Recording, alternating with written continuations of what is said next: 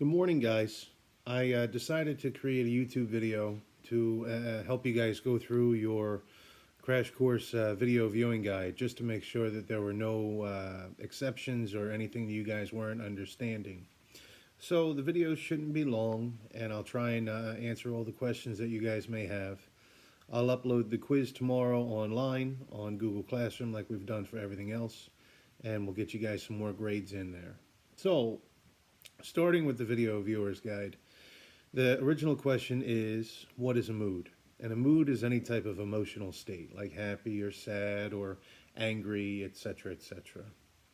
A mood disorder, on the other hand, though, is some type of emotional state that goes to an extreme for an extended period of time. So if you sit there and say, feeling depressed or anything of the sort for weeks or months upon end, it's normal to be sad. It's not normal to feel depressed for weeks and months.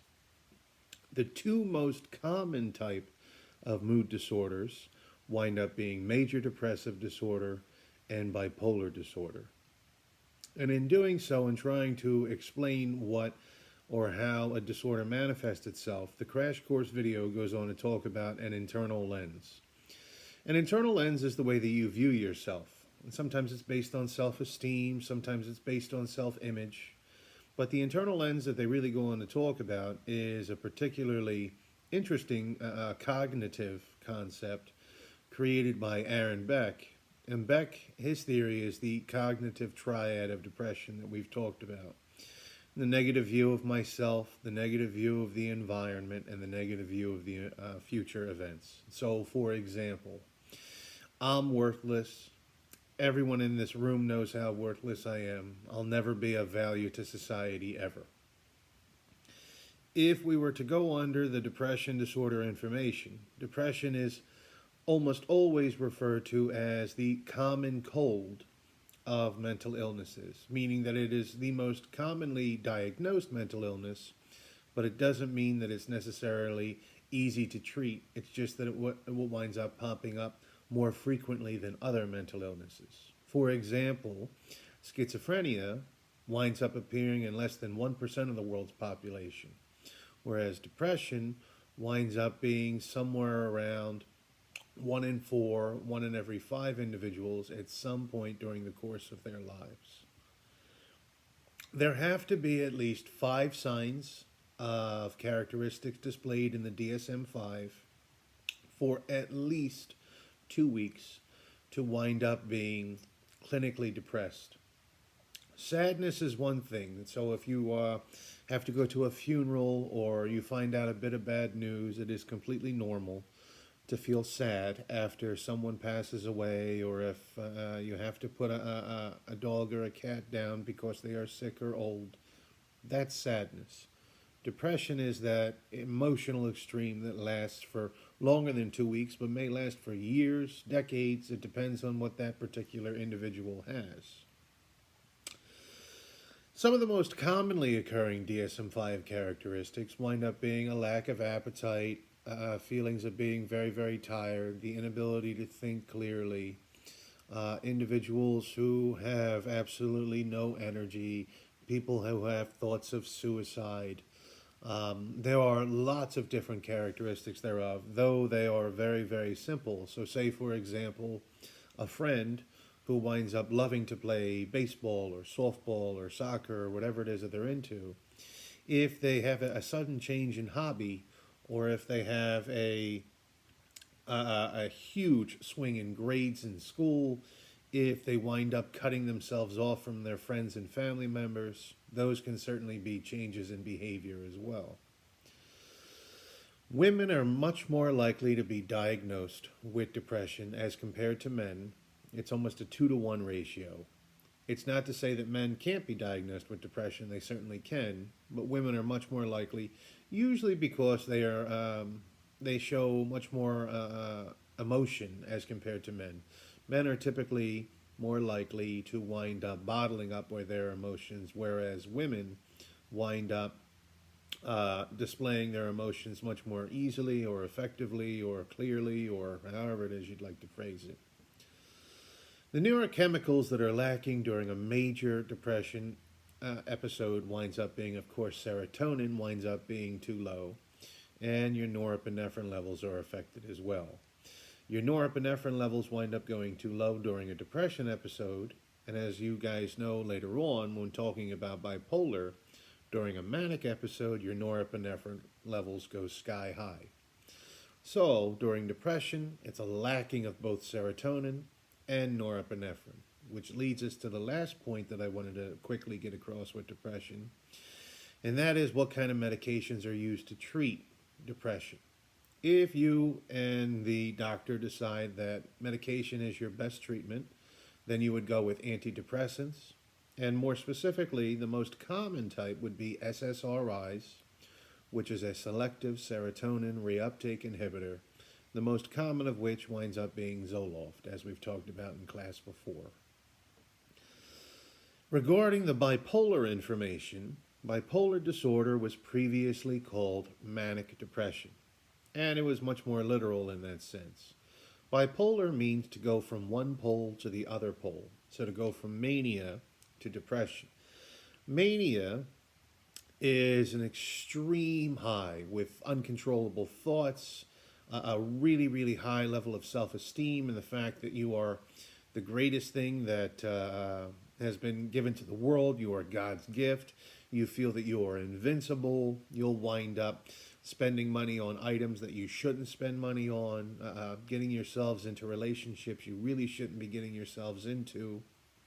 Whereas depression, as we've talked about, are these incredible lows. And people will cycle between manic and depressed episodes.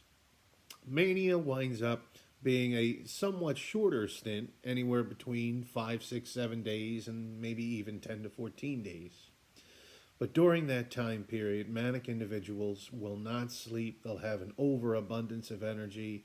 They won't think clearly, and they'll make some really, really poor life decisions. Depressed episodes can last much longer. They could be from a few weeks to a couple months. It all depends on what that particular individual has. Going into a true manic state, while it's certainly a rare type of thing, individuals know that they are going to transition from mania and into depression, and because of that, bipolar disorder carries with it a very strong correlation with suicidal ideation and attempts of suicide. As you guys watched in the crash course video, the woman who wound up explaining what her bipolar symptoms were also explained that the reason that she got into the field and studying it and trying to help everyone with it is because she attempted to take her own life. It is very common with people with bipolar disorder to have those thoughts. So, manic episodes typically end up in hospitalization for fear that the individual is going to hurt themselves, or they may wind up trying to hurt someone else. With that, individuals will be given therapy and medication to allow them to return to a more normal resting state and hopefully get the individual back on the straight and narrow. Hospitalization isn't always what occurs. As we talked about, some individuals wind up contemplating suicide, or individuals try to self-medicate through their own means, whether it winds up being legal, illegal drugs, drinking alcohol, etc., etc.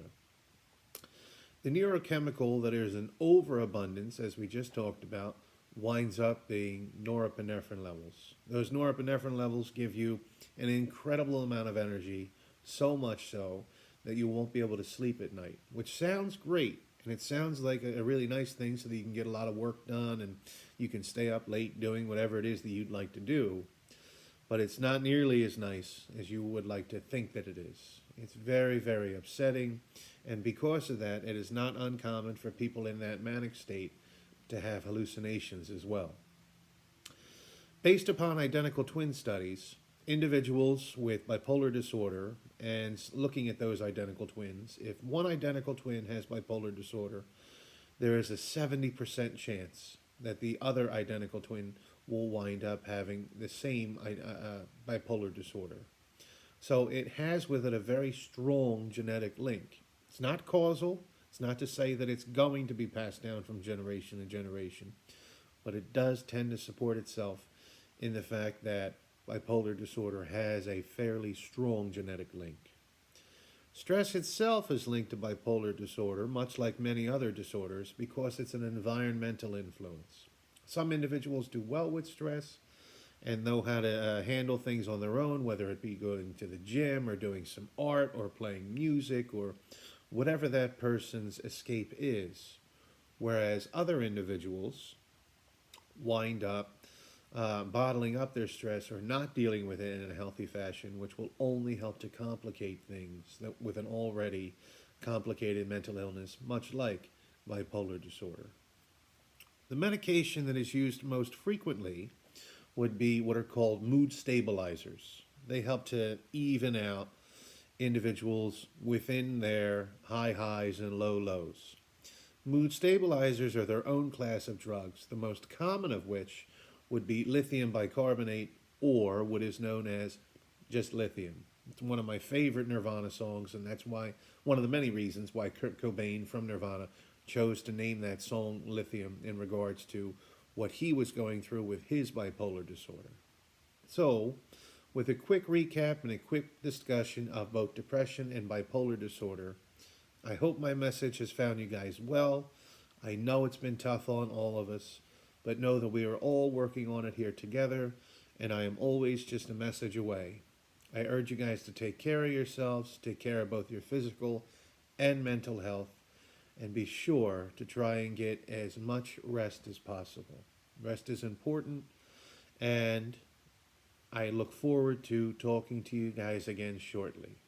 Be well, take care, and I'll talk to you guys soon.